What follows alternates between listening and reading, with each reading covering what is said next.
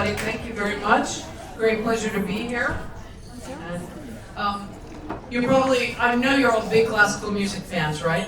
Okay, you don't have to lie to me. But you're probably wondering, what am I doing listening to a conductor talk, and how does it relate to my life? But as you can probably see from this slide, the challenges that I've faced are probably similar challenges, if not bigger challenges than all of you have faced. To me, I'm very proud to be the first woman to achieve all these milestones, but I'm also pretty shocked, and I feel it's pretty pathetic that we can be in the 21st century and still have firsts for women. So, and you can imagine when I started out in this field 40 years ago, it was even more onerous at that moment. So today, though, I don't know if this is good news. It's still more likely today that a woman will head a G7 nation than will lead one of the top 10 orchestras in the world.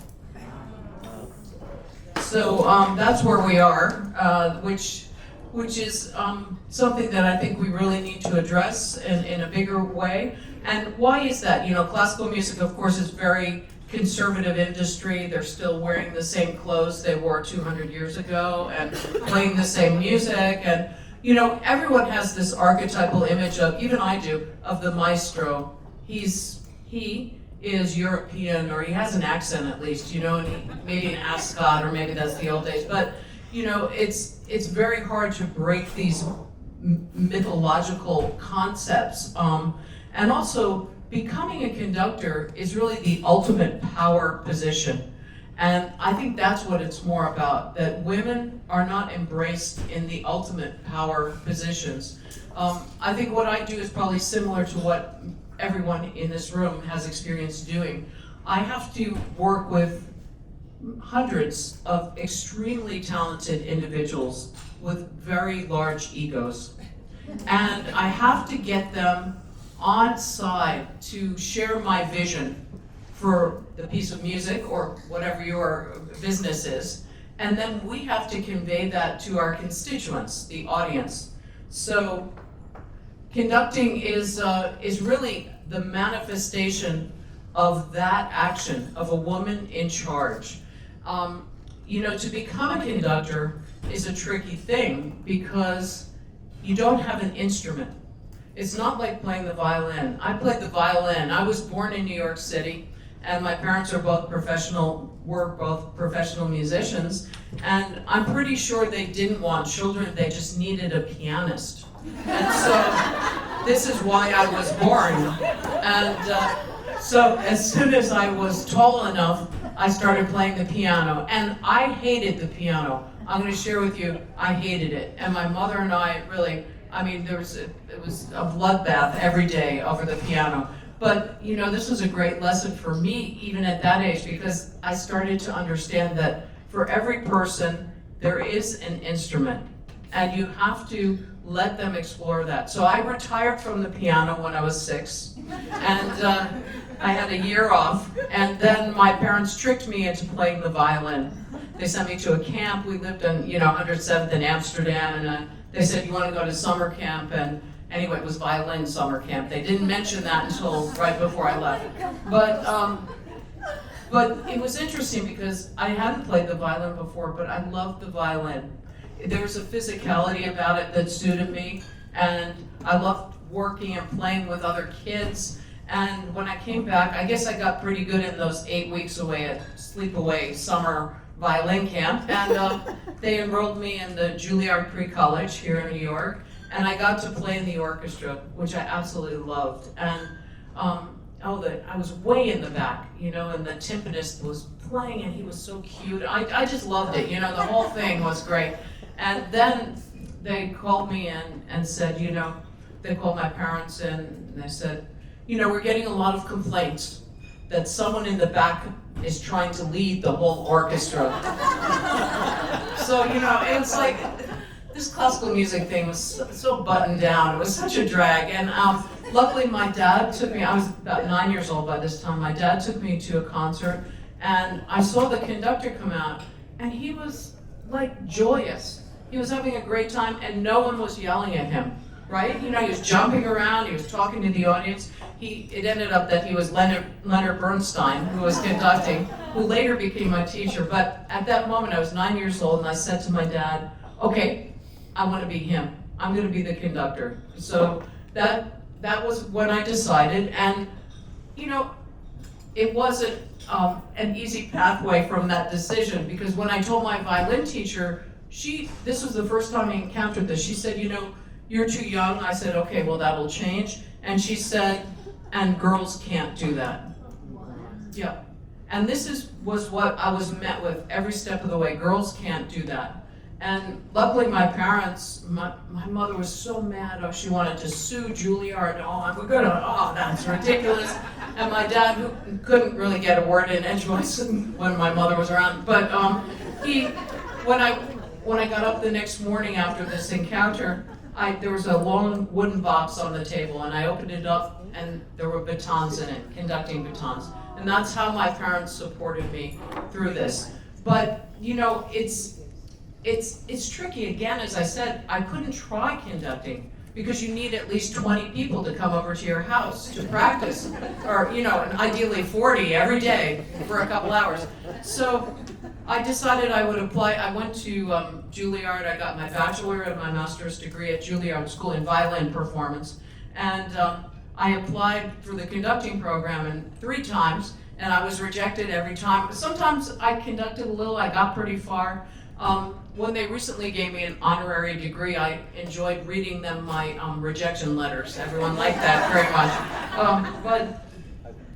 But anyway, I decided instead I would start my own orchestra, because then I could figure out how to conduct. And I'd use all my friends.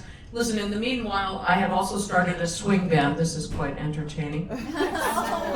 called String Fever. All women, you'll notice. Because after I called about 4 of my friends, I realized I had called all my girlfriends, and I said, why not? Let's do this. So this was a wild group that we had. We played swing music and some rock music, and we played for a wedding. This is why I'm telling you about this, for a Japanese businessman named Tomio Taki.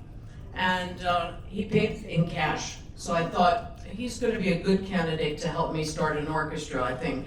So I called him up, and he said the thing that probably none of you would say to me, you know, I really don't like classical music. And he said, but I'll help you. This is the guy, I just played at his wedding. That's the only thing. He didn't know me at all. And he supported me and my orchestra for the next 18 years. Yeah, amazing, pretty amazing. And when we came to the end of the orchestra, you know, my career was starting to take off. I mean, of course, there are a lot of turns around, and there's a recent documentary, if you feel like renting it on Amazon Prime, called The Conductor, so you can get the whole backstory if you want it. But Mr. Taki said, you know, we managed to do what we set out to do. There's now a woman in this field. He said, but you know, what are you going to do about all the women that follow you? He had that way, you know, and then he walked away, and I thought, oh my God, well now what am I going to do? So I decided this was in 2002, I decided to start a fellowship. It's called the Taki Alsop Conducting Fellowship. Because if I am not going to try to be part of changing the landscape for the future, who's going to do it? I mean, there's nobody that's going to do it out there whatsoever. So just before I tell you about the fellowship, which is really what I'm devoting a lot of my time to these days, I just want to tell you the story about being appointed. In 2007, I received this wonderful phone call from out of the blue from the head of the board of the Baltimore Symphony, which is one of the major orchestras in the United States. There are only 15 major orchestras in the United States. And they said, the board would like to offer you the position of music director. And I said, fantastic. And you know, this is great. Great news. I'm from New York. I want to go back to the East Coast. And so, but the next day I got up to a few phone calls from my press people saying, there seems to be some problem. There's a little bit of pushback. A little bit of pushback turned into a lot of pushback. And I was pretty horrified to open the Washington Post and see my picture not in the art section, but on the front page of the Washington Post, and the caption underneath, "Musicians balk at appointment of new music director," B-A-L-K. So here I was now. Their reasoning was that this was going to set the orchestra back several generations. I mean, nobody said we don't want a woman in charge. There were all kinds of, rationale behind this, but that's fundamentally what it was. So here I was in this position of being offered the first woman to head a major American orchestra. Now, what am I going to do? Everybody I talked to in the industry said, "You get away from those people. They're crazy. You don't want." And I thought, what message is that going to send? The first woman invited to serve as the head of an orchestra and chickened out and didn't take the job. So I went to Baltimore and I decided to sort of surprise the musicians. And I went to the beginning of one of their rehearsals, and believe me, they were definitely surprised. And I talked to them, though, really about, I said, I don't know if I can get over what you've done to me, but you don't know who I am, and you don't know what I can do for you. And I laid out a plan in about 6-7 minutes, and I said, but I'm not going to sign this contract unless I have your support. And before I left the stage, they said, "You have our support." I didn't believe them, but it was okay anyway. But I think this unbelievable trauma, because I saw everything I had worked for so long just almost destroyed overnight. And I decided I'm just going to go step by step. And I don't have to, in a way it was liberating because I didn't have to try to spend time, being liked, because that was hopeless. I decided that the best way to achieve what my goals would be to create an atmosphere of joy and success. And that's what I set out to do. And gradually, I was able to increase their audiences back to sold out concerts. I brought them a recording project. I brought them touring. And most importantly, I started a program because I looked at the members of the orchestra, and they were basically, I think we have one musician of color. And in Baltimore, that was ridiculous to me. So I decided to try my theory that all children are born geniuses. And if given the same opportunity, every single child can achieve success. So after a long process of discussion and arguing and this and that, I took some money that I got from the MacArthur Foundation, and I started a program in West Baltimore with 30 first grade kids. It's called OrKids, Orchestra Kids. And I have to say that today that's probably the greatest initiative that the Baltimore Symphony has, and there are over 2,000 kids now playing musical instruments and graduating from college in music education, music management, and I have to say that I ended up being the longest serving music director of the Baltimore Symphony. I was there for 14 years. Thank you. And I go back, I have a contract now to return and conduct every season for 2 weeks, and I have to say those are their only sold out concerts, but I'm not going to rub their nose in it. But this is really my passion these days, is the fellowship that I started in Mr. Taki's name. And what I've found is that all of these women, like me, are out there and they don't have a community of people. They don't have a support system. So especially during COVID, when all of our work as conductors was canceled, we met every week and we formed this incredible bond. And for me, the most important thing about the fellowship is that it is tailored to each conductor. It's tailored to what the woman needs in her career, in her development, and it's all about mentorship. And so not only do we have our, let's see, oh, that's me, sorry.